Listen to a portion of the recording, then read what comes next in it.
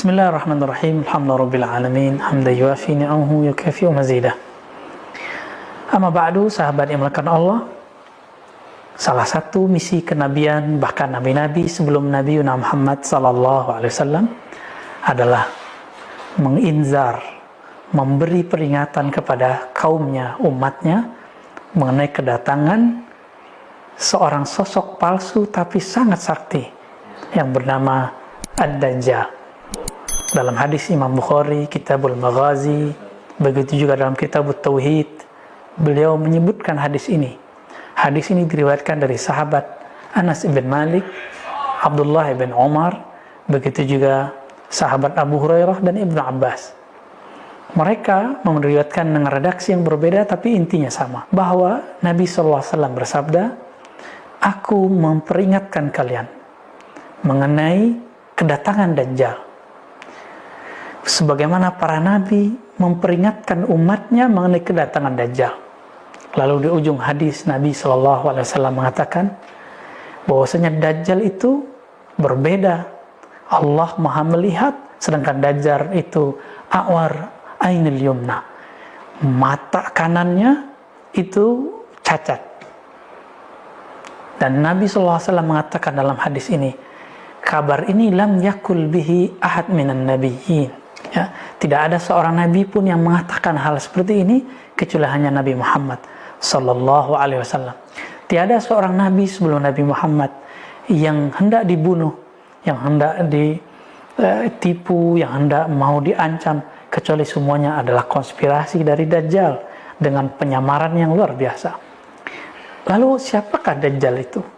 Sahabat yang dimuliakan Allah, Dajjal itu adalah gelar daripada Musa ibn Sam'un, atau dalam dialek sana yang asli Musa ibn Sam'un As-Samiri. Kenapa disebut namanya Musa? Musa secara harfiah berarti anak air, karena ketika dia lahir muncullah air bandang yang menghanyutkan semua orang di kampungnya, maka disebut Musa. Tapi beda dengan Musa bin Imran, Nabiullah Kalimullah. Ini Musa bin Sam'un, ayahnya dulu sempat bersekutu dengan iblis karena tidak punya anak, lalu menggawili pasangannya di tempat peribadatan penyembahan berhala, sehingga saat itu menitislah anaknya, yang anaknya adalah anak syaitan itu sendiri. Karena orang yang menggauli pasangannya tidak dengan nama Allah, maka syaitan akan mengganggunya, menitisnya dan segala macam. Walaupun dalam agama kita tidak ada istilah menitis, ini lebih kurang bahasa untuk menyimpelkan dan memudahkannya. Maka Musa bin Sam'un, kemudian Allah utuslah Jibril untuk menyelamatkan dia. Sedangkan orang tuanya hilang entah kemana. Dia masih kecil. Dibawalah ke suatu pulau. Sampailah di pulau tersebut diajarkanlah Ismul Azam. Sehingga si anak kecil ini, yang matanya belean, matanya cacat itu, kemudian mampu melihat. Dan dia lihat ada Jibril yang mengajar. Itu sebabnya Samiri atau Musa bin Sam'un As-Samiri menjadi orang yang sangat sakti. Ketika dia kembali ke daratan berhadapan dengan Nabi Musa Kalimullah, maka adalah dua Musa. Satu Musa Nabiullah, satu Musa Ad-Dajjal. Saat itu namanya Samiri. Ketika Nabiullah Musa hendak naik pangkat kerohaniannya, beliau mendapatkan wahyu di Tur Sina. Di saat itu sekitar 40 hari, 40 malam, maka Samiri melakukan tugas pertamanya, yaitu menyesatkan umat dari menyembah Allah menjadi menyembah berhala kepala sapi. Kenapa mereka mau menyembah? Karena sang patung sapi ini dibuat mampu berbicara dengan kesaktian yang ada pada Samiri. Akhirnya semua sujud kepada patung. Ketika Nabi Harun mengingatkan, tidak ada satupun yang ingin mendengarkan, meskipun Nabi Harun adalah orang yang fasih. Ternyata memang bukan haknya seorang Nabi Harun untuk mengembalikan mereka.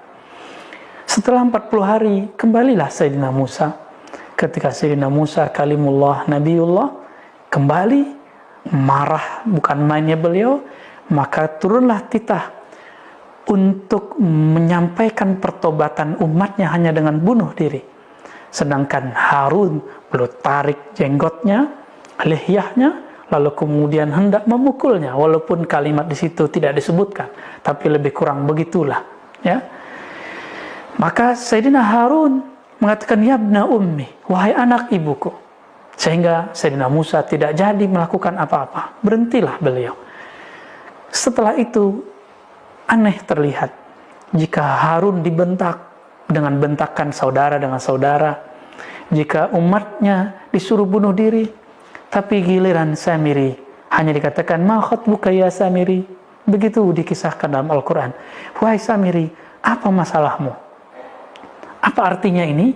Nabi Musa mengerti bahwa beliau bukanlah orang yang akan menaklukkan Samiri. Maka beliau hanya bertanya, ma khatbuka ya Samiri? Ada apa masalahmu wahai Samiri? Kenapa beliau tidak menarik jenggotnya Samiri? Kenapa tidak memukulnya atau mengatakan ente harus bunuh diri?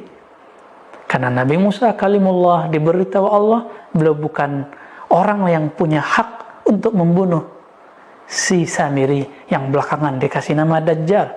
Siapa yang punya hak? Itulah Sayyidina Isa. Maka Samiri ini karena dia mempunyai Ismul A'zam, maka dengan Ismul A'zam itu meskipun kemudian dia salah gunakan, dia dipanjangkan umurnya sampai zaman Nabi Isa. Dialah yang menyamar menjadi salah satu murid Nabi Isa yang berkhianat, lalu membuat sebuah rencana untuk membunuh Nabi Isa. Kenapa? Karena dia diizinkan Allah untuk melihat lembaran takdirnya, yang membunuhnya nanti adalah Sayyidina Isa Al-Masih, Isa Al-Masih yang hakiki, sedangkan ia adalah Al-Masih yang palsu. Tapi apa yang terjadi? Allah menyelamatkan Sayyidina Isa lalu mengangkatnya ke langit, dan Nabi Muhammad SAW bertemu beliau di langit kedua. Sahabat yang melakukan Allah, nanti di akhir zaman, bahkan mungkin zaman kita ini, beliau Sayyidina Isa alaihi salatu wassalam akan turun berjuang dengan imam akhir zaman, Imam Mahdi, yang akan kita bahas pada pembahasan berikut ini. Lalu siapakah Dajjal itu?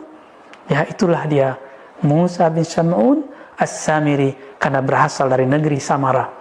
Apa yang menjadi misi dia? Misi dia cuma satu, menyelewengkan akidahnya umat dari menyembah Allah kepada menyembah selain Allah. Jika dulu menyembah kepada patung, maka nanti dalam waktu yang juga sama. Jika di masa Nabi Musa 40 hari, nanti pun juga 40 hari, tapi terasanya seperti 40 tahun. Apa yang dilakukan Samiri? Samiri akan menipu umat, akan mengeluarkan semua kesaktiannya supaya umat menuhankannya.